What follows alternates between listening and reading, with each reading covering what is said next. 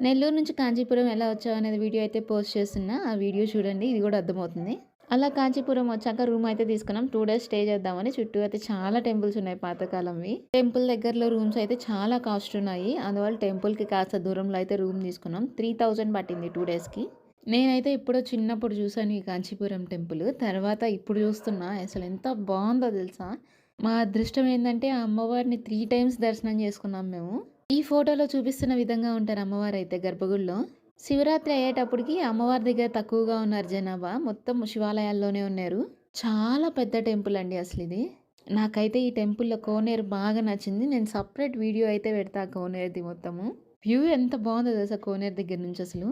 బిల్వదళం చెట్టుకైతే ఎన్ని పండ్లున్నాయో చాలా అద్భుతంగా ఉంది. అమ్మవారైతే కాస్త రాజరాజేశ్వరమ్మ అవతారంలో ఉంటారు. మార్నింగ్ అయితే 2 టైమ్స్ దర్శనం చేసుకున్నాము. నైట్ టెంపుల్ క్లోజ్ చేసే ముందయితే వెళ్ళాము. అమ్మవారికి పసుపుతో అయితే అలంకరణ చేస్తున్నారు. చాలా బాగుంది. 2 కళ్ళు సరిపోలేదు నాకసలు. అంత దూరం వెళ్ళి మేము చేసుకున్న అదృష్టం ఏందంటే లాస్ట్‌లో టెంపుల్ మూసేటప్పుడు అమ్మవారికి పెట్టిన నైవేద్యం అయితే మేము తిన్నాము.